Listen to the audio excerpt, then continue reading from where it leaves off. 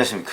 2020년 9월 10일 최병국의 팩트 시작하겠습니다. 오늘 아침 조간신문 보면 일제히 보도된 게 있습니다. 추미애 법무부 장관 본인이 국방부에 민원을 넣었다. 이게 일제히 보도가 됐는데 그 내용을 간단히 살펴보고 이 기사를 어떻게 볼 것인가, 이 문제를 말씀을 드리겠습니다. 우선 국민의힘 김도읍 의원실에서 입수한 자료인데요. 국방부 인사복지실에 보면 법무장관 아들 휴가 관련이라고 하는 문건이 있다고 합니다. 이 문건을 입수한 겁니다. 거기에 보면 이렇게 되어 있습니다. 그러니까 국방부 민원실에 민원을 넣었으니까 그 민원을 접수했다는 접수 기록과 조치 결과까지 거기에 다 나와 있습니다. 굉장히 상세합니다. 무슨 얘기냐면 병가가 종료되었지만 아직 몸이 회복되지 않아서 좀 더 연장할 수 있는 방법에 대해서 문의했다, 이런 식으로 되어 있고요. 그 다음에 부모님께서 민원을 넣으신 것으로 확인된다, 이렇게 얘기했습니다. 부모면은 추미애 법무부 장관 본인과 그 다음에 추미애 장관의 남편, 뭐 두 사람을 얘기하는데 여기서는 아마도 군 관계자 말에 따르면 본인, 그러니까 추미애 장관 본인, 그러니까 법무장관이라고 밝히고 민원을 넣은 거 아니겠습니까? 그러니까 제목 자체가 법무장관 아들 휴가 관련으로 돼 있죠. 그런 점에서 이제 추미애 장관 본인이 전화를 했던 것으로 보이고요. 그러면 거기에 보면 조치 결과가 이런 것이 있습니다. 지원반장은 이제 카투사 지원반장이죠. 아마 이모 상사를 얘기하는 것으로 보입니다. 그 이모 상사가 면담을 해서 서일병을 면담을 해서 서일병이 앞으로는 이런 문제는 나하고 직접 상의를 해서 얘기를 하지 부모님께서 민원을 넣는 거 뭐 이런 것은 바람직하지 않다는 식으로 얘기를 해서 앞으로는 이 문제와 관해서 이제 지원반장하고 얘기하기로 좋지, 뭐 이런 얘기까지 거기에 다 있습니다. 그러면 무슨 얘기냐면 지원반장이 야, 너 군대 온 사람이 말이야 지금까지 이런 거 가지고 부모님하고 상의하고, 여기에 보면 상의한 것으로 돼 있습니다. 이 아들이 자, 병가를 연장했으면 좋겠는데 어떻게 하면 좋을까 하는 걸 부모님께 얘기했더니 추미애 장관이 직접 국방부 민원실에 전화를 했다, 이런 얘기거든요. 그래서 이제 이런 내용이 거기 기록이 돼 있다. 물론 이 문건과 관련해서는 국방부에서 뭐 진위 여부를 확인 중이다, 이렇게 얘기를 했다고 하거든요. 글쎄요, 이게 뭐 김도읍 의원실에서 이 문건을 뭐 만들어낼 리도 없을 것이고 누군가 만들었을 가능성 거의 없다고 봐야죠. 그리고 이게 6월 14일 날 전화를 한 것으로 되어 있습니다. 그러면 6월 5일부터 14일까지 그게 1차 병가 기간이고요. 15일부터 6월 23일까지가 2차 병가 기간입니다. 그러니까 2차 병가 나가기 전날 그때 전화를 한 것으로 보입니다. 근데 그걸 추미애 장관 본인이 전화를 했다, 이런 얘기고요. 자, 그러면 이 본인의 전화, 이 기사를 어떻게 볼까요? 첫 번째, 우선 국방부, 그러니까 국방의 의무를 다하고 있는 아들의 병역 민원을 그 부모가 국방부에 전화했다고 해서 위법 아닙니다. 위법 아니죠. 민원실에 누구든 전화해서 알아볼 수 있습니다.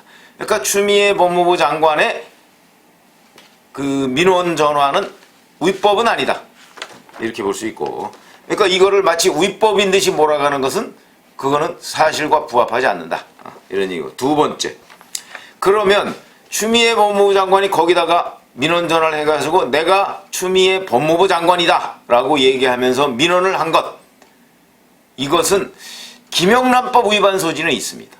무슨 얘기냐면 민원은 합법이지만 본인의 직책과 직위를 밝히고 얘기하는 것은 그 직위에 따른, 직위에는 항상 권위가 부과되게 마련이죠. 이 권위를 통해서 만약에 민원 전화에서 법무부 장관 나 누구다 이렇게 얘기하면 아마 그 민원 전화를 받는 사람은 깜짝 놀랐을 겁니다. 아니 법무부 장관님이 뭐 이렇게 됐을 겁니다. 이렇게 되면은 그 후의 처리 과정은요, 아마 보통 사람들하고 다르게 대우를 받았을 것이다. 추미애 법무부 장관도 그걸 모를 리가 없는데 민원 전화 통해서 나 법무부 장관이다라고 얘기를 했다면 그거는 거기에 플러스 알파라는 남들과 다른 어떤 이익, 이걸 취하기 위한 목적이 있다고 충분히 판단할 수 있는 대목이기 때문에 이 점은 부적절하다. 위법은 아니지만 부적절하다. 그런데 그것이 김영란법 위반 소지가 있다. 여기까지는 충분히 얘기할 수 있는 것이죠. 그러니까 이 기사가 위법 또는 불법으로 몰아가면은 그 잘못된 일이지만 적어도 김영란법 위반 소지 내지는 자기 그 일종의 뭐 자기의 그 어떤 직책을 이용한 어떤 그 뭐라고 그럴까요? 뭐 갑질 이런 정도의 의혹은 충분히 있는 기사다. 있는 내용이다. 이렇게 얘기를 할 수 있고. 자, 두 번째. 이렇게 보면 이 민원사항과 그 조치사항에 보면요. 6월 14일 날 본인이 민원을 한 것이고 그 6월 21일 날 보좌관이 청탁을 한 것으로 되어 있습니다. 자, 그러면 여기 조치상에 보면 그 지원, 뭐, 카투사 지원반장하고 얘기를 해서 카투사 지원반장이 서일병한테 뭐 이런저런 얘기를 했다는 것이 나오죠. 그러면, 자, 추미애 장관 아들 그 변호인이라고 하는 현근택 변호사가 어제 그저께 계속해서 얘기했던 것이 있습니다. 자, 카투사 규정이 별도로 있고 육군 규정이 별도로 있는데 육군 규정과 카투사 규정은 병합해서 적용을 받는다. 처음에는 카투사 규정이 우선 적용된다고 주장을 했다가 육군에서 아니다. 휴가 관련한 외출 외박은 카투사 규정 적용을 받지만 휴가 관련해서는 카투사 규정 적용이 아니고 육군 규정을 따른다라고 얘기를 했더니 그 두 가지가 다 적용된다고 현근택 변호사가 주장을 했습니다. 그런데 그거는 사실과 다르죠. 사실과 다릅니다. 카투사 규정 물론 있습니다. 있는데 거기에도 보면 휴가 등 뭐 인사 관련 이런 것들은 육군 참모총장의 지휘 범위 내에 속한다고 돼 있습니다. 그런데 현근택 변호사는 계속해서 국방부가 휴가는 국방부 규정에 따른다고 했는데도 불구하고 우기고 있습니다. 그런데 여기에 보면 현근택 변호사의 주장이 사실과 거리가 있다는 것을 유추할 수 있는 대목이 나옵니다. 무슨 얘기냐면 그러면 카투사 일인데 왜 육군에 국방부에 민원을 합니까? 국방부에 왜 민원을 했습니까? 이거는 결국은 카투사가 우리 육군 국방부 관할이다 하는 거를 추미애 법무부 장관도 알고 있었다는 얘기가 되는 겁니다. 그렇기 때문에 현근택 변호사 주장은 말이 안 되는 거죠. 처음부터 추미애 법무부 장관이 알고 있는 것까지도 현근택 변호사는 모르고 있는 겁니다. 그런 내용이 되는 거죠. 그러니까 변호인과 추미애 법무부 장관 사이에도 손발이 안 맞는 것이고 더군다나 추미애 법무부 장관 아들도 이 규정을 충분히 알고 있을 겁니다.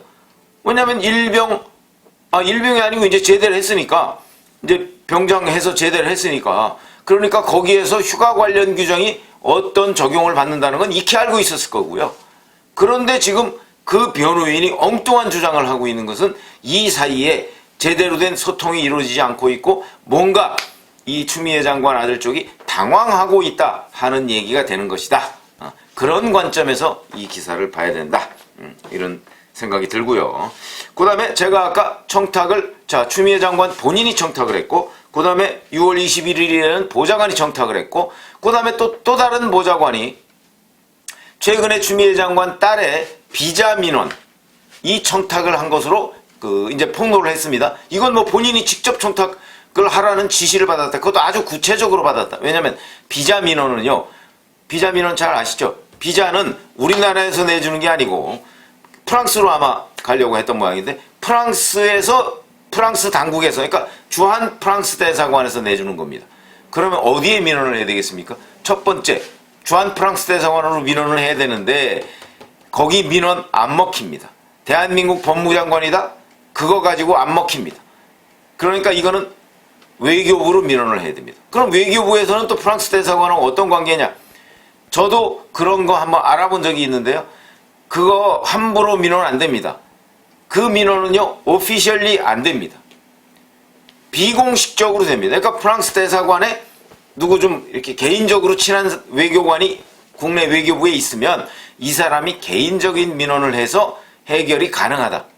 그러니까 아마 그런 루트를 찾아보려고 했던 것이 아닌가 이런 얘기고 그 결과는 어떻게 됐는지 이 보좌관은 모른다고 합니다. 다만 그런 민원을 해줬다는 것이죠.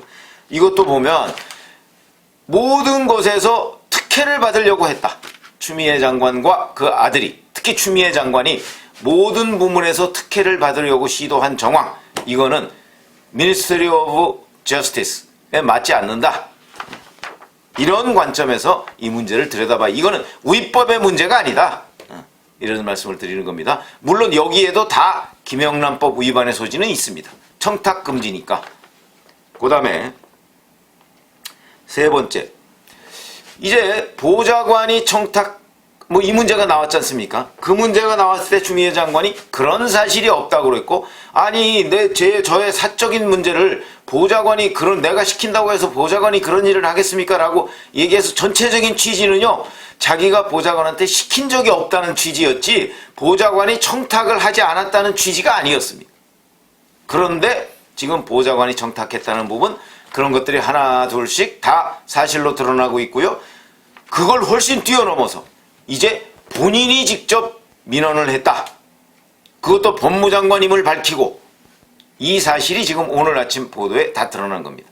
그렇다면 그간의 해명이 거짓이었다, 내지는 상황을 호도하려고 했다, 국민을 속이려고 했다, 이런 것이죠. 아니, 채널의 이동재 전 기자는 강요 미수로도 지금 구속이 돼 있는데, 이렇게 청탁 미수, 그것도 법무부 장관이란, 저스티스를 다루는 법무부 장관이라는 사람이 이런 식으로 모든 부문에서 아들과 관련 또는 딸과 관련해서 특혜를 받으려고 했고, 그 부분이 공개가 되니까 그 부분에 관해서 상황을 호도하거나 거짓으로 일관했다 라는 이런 관점은 위법의 문제가 아니고 부당, 부적절, 불공정, 부정의의 문제다.